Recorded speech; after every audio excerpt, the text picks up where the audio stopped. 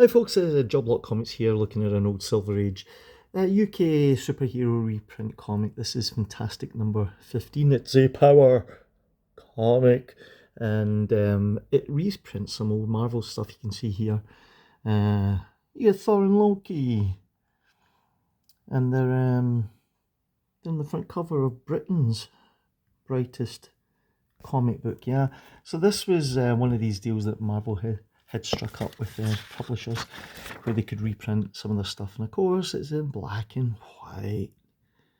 There we go. I don't know, it's this is so funny. The slight pressure of my little finger, I can topple the Leaning Tower of Pisa. Look at these people's faces. So anyway, back in the UK, we used to get, before Marvel UK actually launched, over here, I think it was around about 72, with the Mighty World of Marvel, where Stan said, look, we're selling our rights to these people just so they can publish their comics and make a fortune. Why do we not do it ourselves? So of course that's exactly what Marvel done. But before then, yeah, there was these kind of publications, and they would be allowed to do it. There was also the Allen Class comics, and there was POW and various different things. But these ones here have a particular fascination for UK readers.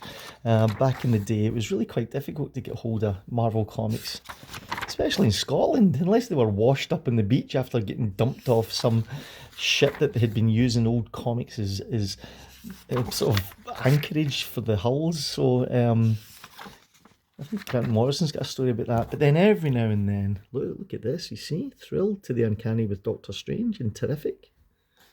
Yeah, and then here, see Doctor Who and the Space Raiders fight the Daleks, yeah? And that was in a ice cream, that was in a nice lolly. And then you would get this kind of thing. So this was, I'm pretty sure this is made specifically for this UK comic, because we used to have things like Tiger and different UK comics, and they would have these kind of characters. And then Alan Moore did something with them all. And do you remember Alan and Leah Moore? And they did Albion, and they had like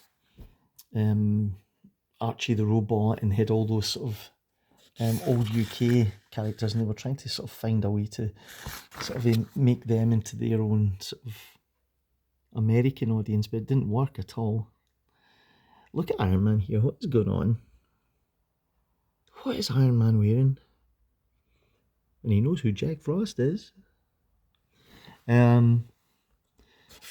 So if you look at the indicia there, you see it's copyright Marvel Comics 1963, and then this is 1967. It's only 4 years after that comic originally appeared. They've got this here. What's Iron Man like?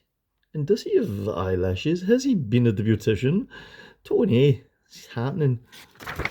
So yeah, so that's how these UK books would run. They would just reprint these old stories, and we would buy them and think, oh, do these people... I remember, actually, I'll tell you this. See, when I was really, really young, like really young, my brother used to buy these, and I would read them, and I actually believed that these characters existed in America.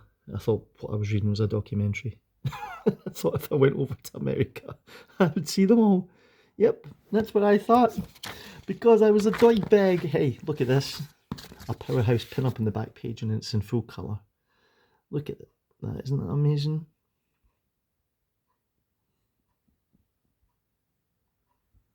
Ben Reedsu and Johnny even signed it. There you go. So there you have it, gang. That's Fantastic issue number 15.